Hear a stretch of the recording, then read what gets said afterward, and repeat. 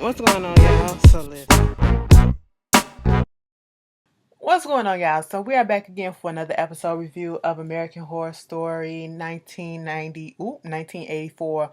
Um, this season 9, episode 100. Okay, it's episode 6, but it's called episode 100 because it's this 100 episode of American Horror Story, the entire series. And I will say, for it to be its 100th episode, I really didn't like this episode. I was kind of bored with it. Is it just me? Like, I mean, it was cute, but it was a filler episode. That's really what it was. It was basically showing the aftermath of what happened in Camp Redwood and with Jingles. Baby, when that, I will say it was some parts that I was sitting here like, oh, okay. So basically what wound up happening is, and the episode starts off is 1985, a year after the whole massacre at massacre number 2 at Camp Redwood, after Brooke then got arrested, after everybody then got killed. And we started off in a motel, and I guess is Disneyland is in Florida, or is it in California? Whichever one that, or is Disney World in California and Disneyland is in Florida? Girl, y'all will correct me in the comments. Either way, they at the motel, and the only reason why I'm asking that because it was a customer in there with her family, and they're trying to go to sleep. She can't go to sleep. She want her husband to go next door and tell them to stop playing the music so loud. And the husband is knocked out. She said, "Fuck it, I'll get up and go do it myself." Okay, and then she's from Germany, and she goes over there, and it just so happens to be the Night Stalkers, Richards and Jingles, Benjamin's room. And we see that, his hair has gotten longer. Mr. Jingles, aka Benjamin, has cut his hair off. And I said, I knew you look familiar. Have you ever seen, like, you've seen this actor on just about everything, okay? And the one thing that sticks out to me about him is the movie Gothica with Halle Berry, and he was the prison guard, the dude that was doing stuff to the girls and stuff like that. Yes, okay, that's who he is. And he was Billy Idol is being played real loud because the Night Stalker, that's what he loved. That's what it is. And then he was trying to convince old girl to come into the room and was trying to take her in there to kill her. Jingles was like, let her go. And, I'm sick of this and I'm sick of that. I'm tired of this music and all this stuff. And he was like, Billy Idol is gone. And, he want to stop the killing and all this. And the whole thing is just tiring him out. It's getting old. And we see the same thing that's being said over at Camp Redwood with the kids, but we'll get that, the counselors. Basically, Jingles, he's over it. Okay, he like, do you know how many times I done watched you kill somebody? Do you know and keep counting how many people you done killed? 11. Okay, that's how many. 11. And he was like, oh well, you are brought back here. You can't stop because you are here because of Satan. He done brought you back, and you got a debt to pay, so therefore we're gonna keep on doing what we gotta do. The next day we see them going to a store. First of all, we see a little montage of him just killing and hacking somebody up, okay? And we see Jingles just standing there like, this is boring.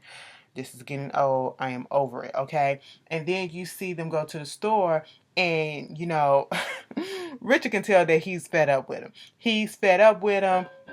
He was like, you want some beer? He was like, give me a tab. I said, a tab?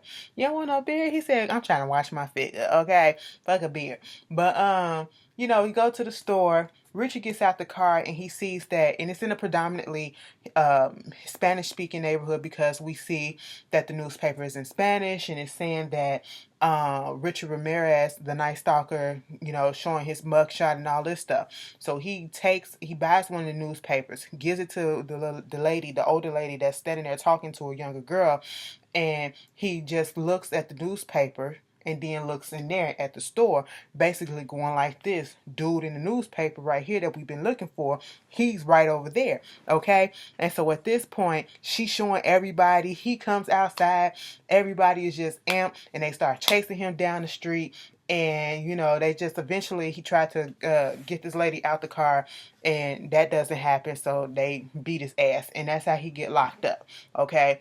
Back over there at Camp Redwood, what's going on is the fact that the old counselors from 1970s, they are tired of the killings because you have and what did it say on the on the campground, the cabin? Hold on, let me see. Can I find it?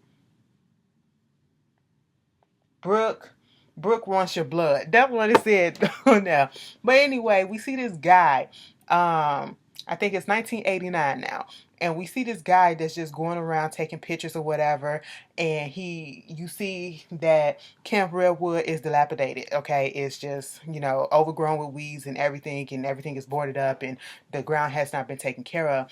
And it just looks a mess. It looks abandoned. But then you see Brooke standing out there sunbathing and this guy is going around just taking pictures because he's into the nature stuff. He's doing hikes and, taking pictures of the animals, the ducks and stuff like that. He gets into this conversation with Brooke and eventually Brooke kills him.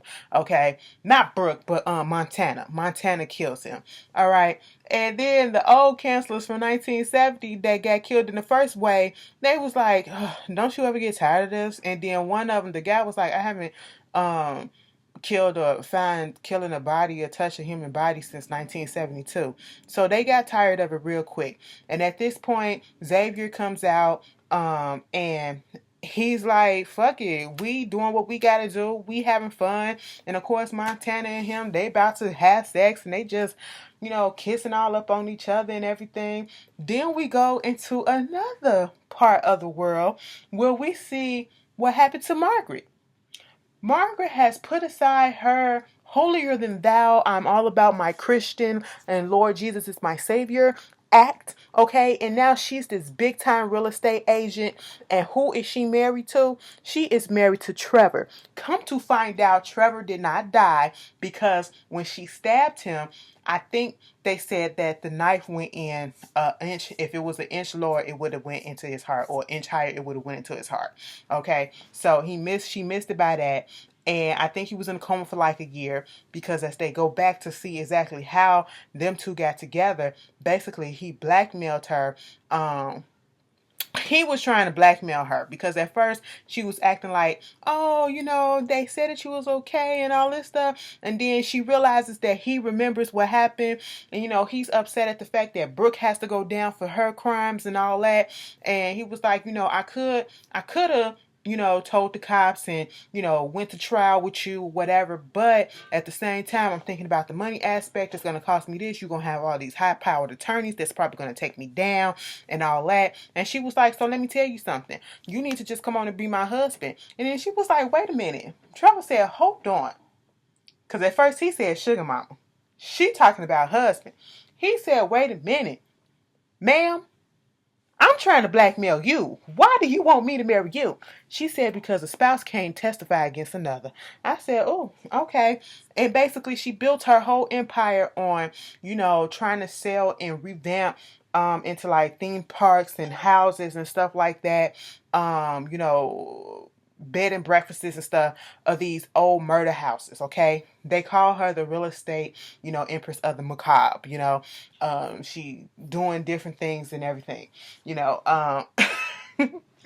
At one point, when it gets to them looking at that little infomercial about the life of the famous, they're doing a little backstory on her. And of course, Trevor, he's watching it. He's in his feelings. He's getting high. He's going off about her. And he basically wants out. And that really can't happen at this point. They was about to have sex and all this stuff, after she just came at his throat about how, with all the coke that you doing, the only thing that you got is your dick, and that don't even work because of the coke that you doing and all that stuff. And, I just knew that this was going to happen, meaning that they coming at each other's throat. She's saying that the darkness is still inside her or whatever, and it's trying to come out, but she's not trying to put it out, so you need to chill, okay? And next thing you know, they going at each other's throat and they get turned on and they're about to have sex. And, her Beverly Leslie, that's her assistant. I forgot what his name was on the other seasons, but many characters, but y'all know who he is. And if you watch Will and Grace, you get the reference, Beverly Leslie. But he comes in and basically was telling her about the fact that Brooke lost her last appeal, and so she's on death row now. and you see that the Night Stalker is there trying to convince her to come over to his side, to Satan's side, be with you, because he coming into her dreams and stuff while she's in there. She's not talking to anybody. She's ignoring him while she's laying on the cot or whatever, trying to go to sleep, or just trying to think about stuff or whatever, about the fact that she ain't going nowhere. This is where her life has gone to. He was up there coming into her focal, basically mind fucking her, trying to get her to come over to Satan's side and saying Satan sees potential in you and everything. And I was like, don't fall for that mess, Brooke. Okay. And then part of me felt like she was at the last minute gonna do that, you know. So back at the camp, Ray, he's in his feelings about everything that's going on because they keep killing everybody. He was like, you got to stop. And then, they looking at Dustin, that's his name, the camper, the dude with the camera, whatever, that they killed in the beginning, that Montana killed. Looking at his stuff, and they find the newspaper. Mind you, he was out there with his girlfriend. Ray just going off about the fact that you cannot keep killing people. You have to stop. Xavier is on the mind frame of, I was trying to do good, okay, and it got me nowhere. So doing bad is so much better and exhilarating. So that's what I'm gonna do. And killing people is so much fun, and that's what it is. And Ray finds the newspaper, and it's on the cover saying that Brooke has lost her last appeal and she's going to be executed. And, the girlfriend comes up looking for her boyfriend, and Ray pops up and was like, hey, I was just trying to look at the newspaper, whatever. And before anything else can be really said, Xavier comes around and sliced her throat. And I'm just like, oh, damn, y'all really bloodthirsty. Then we move over to what happened to Jingles in 1989. By 1989, Jingles is married. Jingles is married to a former prostitute who knows that he was a former killer, okay? And they also have a son, a baby son. And I said, oh, snap, this is what we're going to do, huh? Okay. He also works at Video Shack, okay? And, he comes up with the phrase, be kind, rewind. That's a blockbuster phrase if you didn't know. He's up for a promotion to be a manager, and one of the guys at the, I guess was his boss or whatever, told him that they opening up a new store in Juneau. They didn't move to Alaska, so nobody knows him. He goes by the name of Donald. We find that out later on in the episode. We find out that Margaret has trouble selling a couple of properties. A few of the death properties or whatever, old death houses or whatever, where murder and stuff happened, has fell through. A couple didn't.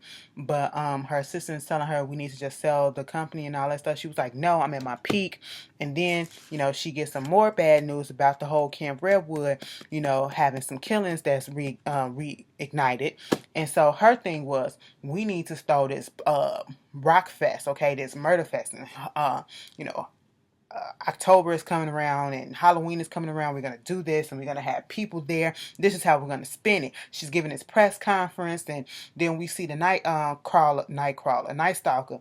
He got a little pen pal girlfriend who comes in and tell him about the whole thing, and he wants to become immortal, okay? And so he prays to Satan and do his little sacrifice, and there's a guard that's eating all the food or whatever, and he didn't ate. I saw 2 hamburgers. I said, I knew I seen 2 hamburgers on that plate. It was just a mess. I said, ugh. And then the other guard said, I told you about eating prison child. I said, ugh, so you eating the stuff that's there too? I was like, and he was eating it like it was good. Then when he was in that bathroom trying to take a shit, he said, oh, I knew I shouldn't have went back. But you had to go back for the third. I said, your stomach all messed up. And so the little seance thing that he was, the Night Stalker was doing, it was going and transforming because he wants to become immortal. He don't want to be phased out, because the 80s, he was like, once the 80s is done, ain't nobody gonna remember who these people are, these new age people and all this stuff. And he wants to be immortal like his idol, Billy Idol and stuff like that. And so the seance work and the energy or whatever is transferred into this guard who comes in and gets him out of the jail, okay? Brooke is on her she's about to get ready to face the execution. But go back to when Margaret was giving her speech about the conference, about the little music conference or whatever music concert that they're gonna have, festival that they're gonna have on Camp Redwood, we see Chet in the background. He ready with a knife to go over there and kill her ass. And it was like, do you know how it feels to how your cells be screaming trying to get oxygen when you can't breathe and all that stuff? And Montana had to calm him down and say, hold on, you will get your chance. We all will. So you just need to calm down. And of course, she was glad that Brooke was about to get executed, and that happened. So one night when back in Alaska, when Jingles was with his wife, the press conference or whatever, they was talking about the murders on the Camp Redwood, and he was like, it's okay, you don't have to turn the channel. That was my past. It is what it is. It's not bothering me, whatever.